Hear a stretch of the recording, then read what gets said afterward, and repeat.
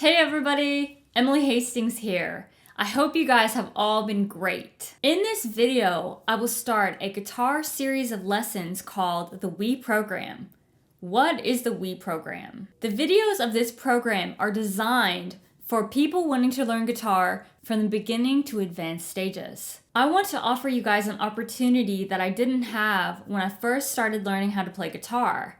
I lived in a rural place and I never had an electric guitar teacher until I studied with Warlison Almeida in a program that he developed called Warcut. Basically, it's like a fitness program where you have a fitness goal, but you have to follow the entire program in order to achieve that goal. Warlison has been a professor for more than 20 years, and he has taught a wide range of students. The We program will offer you guys a sequenced schedule of videos, starting with your very first guitar class. I talked with Warlison and we agreed to collaborate together to start this guitar class on the internet based on the guitar program that he created. And in this first class, we will start with the history of the electric guitar. The guitar revolution can be summed up by one phrase: necessity is the mother of invention.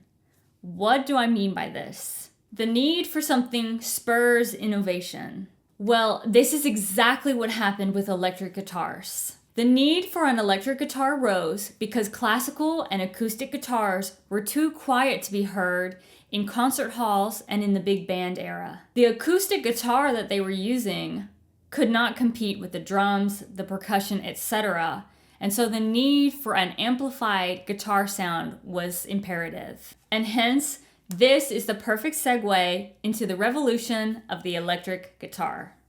The story of the electric guitar started in 1931.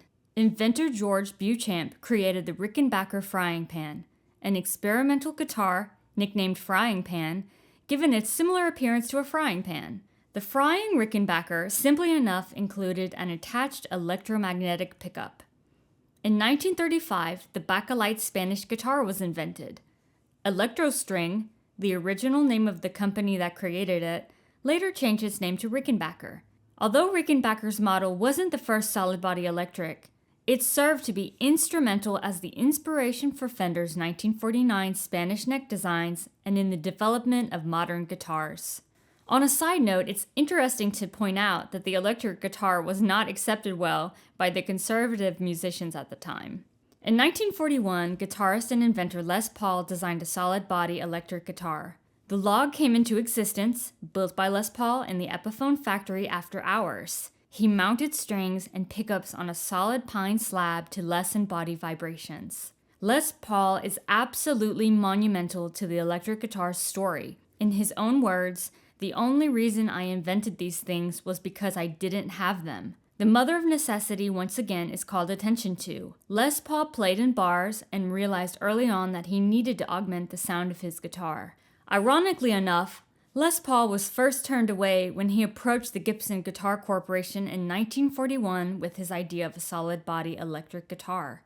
Gibson did not show any interest until Fender began marketing its Esquire and Broadcaster guitars in 1950. 1948 was the year in which Leo Fender, together with George Fellerton, developed the first mass-produced solid-body electric guitar, the Fender Broadcaster. Later, it was officially renamed the Telecaster in 1950. With the innovation of the Fender Telecaster in 1950 to the musical world, electric guitars became very high demand indeed. In 1952, Les Paul finally broke into the mainstream scene, introducing the Gibson Les Paul in a teamwork between he and Gibson Guitar Corporation. Although Les Paul was years ahead, by the time it was ready for production by Gibson in 1952, Leo Fender had already mass-produced the Fender Broadcaster 4 years earlier, thus beating Paul to popular credit for the invention. Gibson Guitar Corporation endorsed Les Paul to play and bear his signature on their first solid-body guitars in 1952. The Fender Stratocaster is a model of electric guitar designed in 1954 by Leo Fender, Bill Carson, George Fellerton, and Freddie Tavares. It is a solid-bodied electric guitar with 3 pickups and a standard 5-way selector, allowing a wide array for the tone. And the rest is history, with Gibson and Fender paving the way for the guitar world. Now there is a huge electric guitar arsenal in which a guitar buyer has a tough choice of choosing from the very wide array of electric guitars available. Gibson, Fender, Ibanez, Jackson, PRS, Epiphone, Schecter, Gretsch, Wild Audio, etc. They all have something in common. They all evolved from the frying pan. And with the invention of the electric guitar, it opened the grounds for revolutionary guitarists. Some guitar players that changed the history of guitar are Chuck Berry, Eric Clapton, Alan Halsworth, Jimi Hendrix, Jimmy Page, Jeff Beck, David Gilmour, Ritchie Blackmore, Eddie Van Halen, Malmsteen, Slash, Stevie Ray Vaughan, Zakk Wylde, John Petrucci, Frank Umbali, Guthrie Govan, and many more to come. Well, that's all that I have for you guys for today. Thank you so much for watching. If you like this type of content, please be sure to leave me a comment and subscribe to my YouTube channel.